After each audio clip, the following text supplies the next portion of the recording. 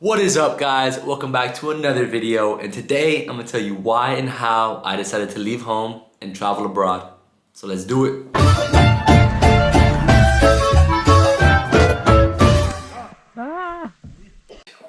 How you guys doing? I hope y'all are good. I missed y'all. So honestly, I've had a few people ask me how or why I'm doing this, and by this I mean travel. So I figured I would just make a video explaining it.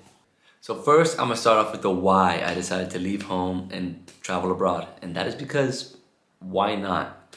I mean, I'm young, I have like no responsibilities, I'm still handsome, I got a good liver, I got good bones, good joints, and I know I gotta take advantage of that while I still can. So many people that I had talked to before I left home told me that they wish they could have done it when they were younger, but now they can't because they have a disability, a career they're in the middle of, or have a family and kids to look after for. And I didn't want to have that regret when I was older of, oh, I should have done it, or, I could have, shoulda, coulda, woulda. I hate that thought. And when I say travel, I don't mean just go on holiday. I mean go do super fun, exciting things. Go see crazy animals, go on fun excursions, go party, go meet people from all over the world, and things you can't really do when you have a disability or a family or a career or etc. And that's what I mean by traveling, because obviously you can still travel when you're older. Also, I'm Puerto Rican, so seeing the culture in Puerto Rico and seeing the culture in Colorado, where I live now, is just crazy to me how different it is, and it's still in the same country. So imagine what the culture would be like in a different country, and that was my thought process before leaving. And I always wondered, wow, it's so different from Puerto Rico to Colorado, and it's still in America. Imagine what Europe is like, Asia, Australia, Africa, South America. There's so many places. So I wanted to see for myself, and I've only had the smallest little taste of it, and I'm addicted. So I always wanted to go into the unknown and see what happens. My thought process before I came out here was, maybe I come for a week, hate it, and go back home. Maybe I come for a month, a year, 10 years. Maybe I start a career here. Maybe I live in the woods, in the jungle with the gorillas and tigers. Or maybe I meet a girl, which actually did end up happening, and now I'm here in London with her. Life is a funny thing, and things always happen. Whether you think they're by chance or that they're supposed to happen, they still happen. That's the coolest part about life. So that's the why. I basically just wanted to do something that I know I would regret not doing in the future. So here I am. Now I'm gonna get into the how I did it. And there's two parts to how. There's the financial part and the mental part. And you'll see what I mean. And now I'm gonna start with the how I did it mentally. And what I mean by that is I was terrified. I procrastinated it for years because I just didn't think it was really possible to do that, leave all my friends, leave everything I know, and just go travel. It was something I only saw in movies or on YouTube, honestly. But I knew I wanted to go somewhere. I don't know where it was, but I knew I wanted to see the world and not be trapped back in the States forever. Maybe I'll be trapped there later, but not right now. So during COVID, I actually was just saving money and doing light research on where to go. New Zealand, Southeast Asia, Africa, India, who knows? But I ended up going to Southeast Asia because I learned that it's the best bang for my buck. So I really started to look into it, see how easy or how hard it is to really travel throughout it. And after watching a bunch of videos and reading a bunch of blogs and stuff, found out it's really not as hard as you think it is. The hardest part is the mental part before going. It really is, because even today, thinking of doing that just sounds terrifying, even after doing it. But it really is not bad. For the longest time, it really felt like it was something that would never happen because, how could it? I have all my friends, my family, my dog, my job, school back home that I was focused on, so how could I possibly just go and leave, leave the whole country? How could I do that? I was getting to the end of my second year in college, so finishing my associates, and I was sitting on the couch with my mom, just hanging out, talking, and she honestly asked me, why don't I just get the ticket right now? Get the plane ticket to Bangkok. And I sat there and froze because why don't I just do it right now? Right then and there, I got the ticket, and it was for like 3 months ahead or 4 months ahead of time. Well, I finished my associates in 1 month.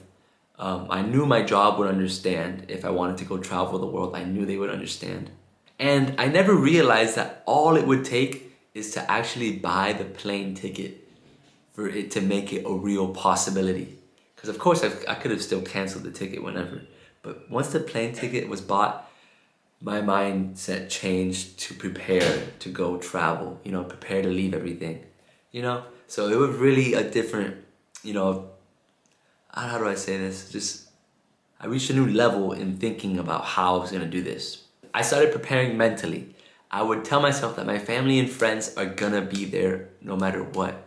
And my mom and my brother helped a lot. So my mom and my brother were the kind of people who honestly would have been mad at me if I didn't do it, because my mom was one of my big supporters. She always told me that, like, just do it because I'm gonna regret it, because she regrets not doing it when she was younger.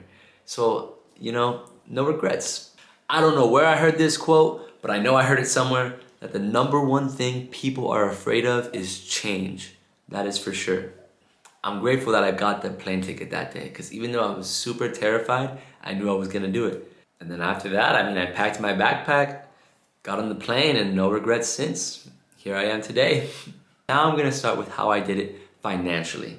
Sadly, because money makes the world go round, whether you like it or not, that's the truth. And I wanna say that I understand why so many people, well, at least Americans, don't travel abroad like this, because it just seems so unfathomable. It seems like so expensive and something only rich people can do, or people deep in their careers can do.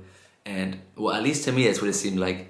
And after traveling, I realized it's not like that. But backpacking is really the way to go. You can do so much with not that much money. It actually is crazy to me. I never really knew it until obviously I came out here. So when I was a senior, I started a separate savings account just for like traveling, because even before COVID, my plan was to travel. Honestly, I never know if I was gonna do it, but I wanted to. I knew I wanted to. So I just started saving, and then my plan was to leave right after senior year, but then COVID happened. So then I just had 2 more years to save up money for something, you know, whether it's a house or to travel. I was hoping to travel though. After a few years, bada bing, bada boom, I ended up saving $13,000 to go travel with. And it's been over 6 months, and I have spent just over 11,000 of it. After doing the math of what I spent in other countries, I ended up writing it down.